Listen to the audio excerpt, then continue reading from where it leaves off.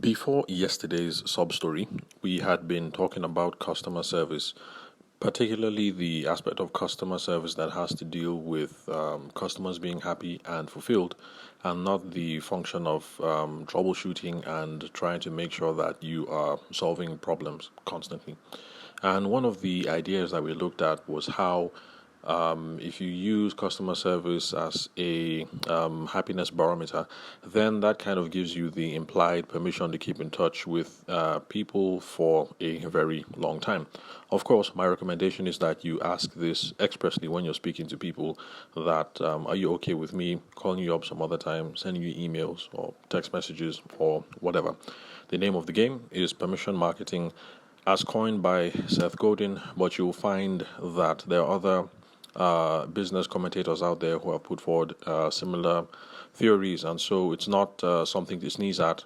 There actually is a viable idea there that we should be pursuing.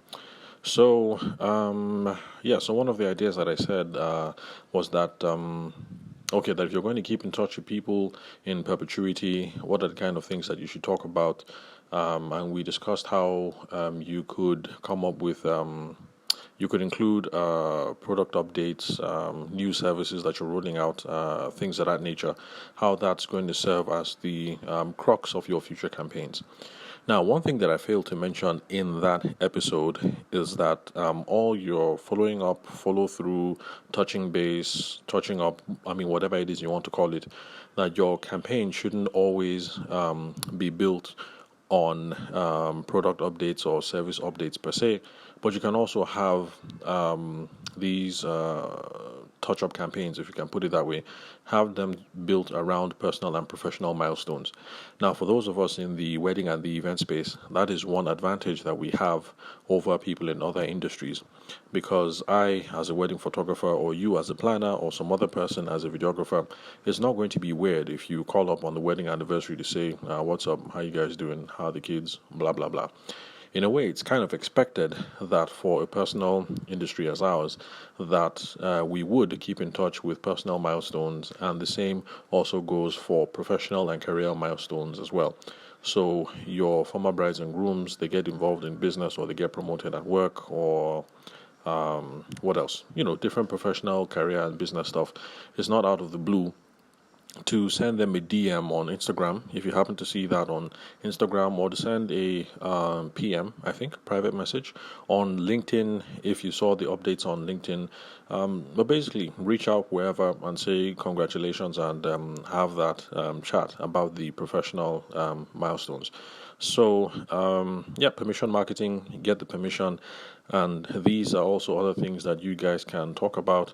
And of course, ultimately, yes, we are trying to get them back into the funnel, if you can put that way.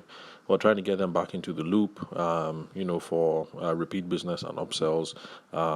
Yes, but basically, is every single communication doesn't have to be business oriented or product oriented or service oriented. So I don't have to call them every time I get a new camera or I'm rolling out a new photography package or whatever.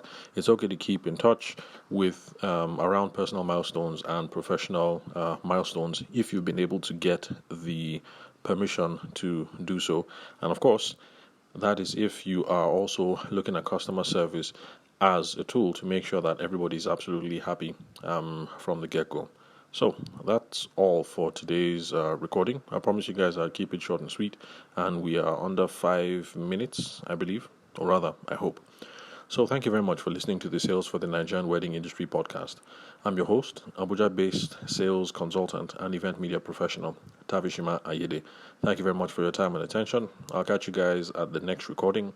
And remember, we're going to start a new series of conversations built around the session that I had with Kairos Real Estate in Abuja. It was a session about how to close the deal in real estate.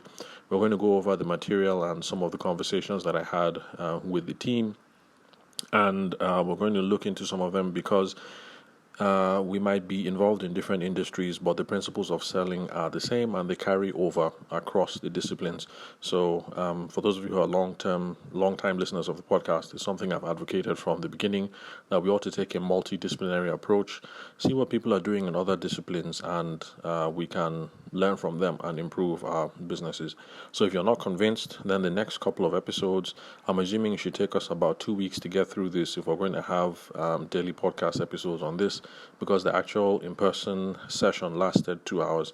So I think in about 2 weeks of short micro episodes, we should be able to get through the whole material.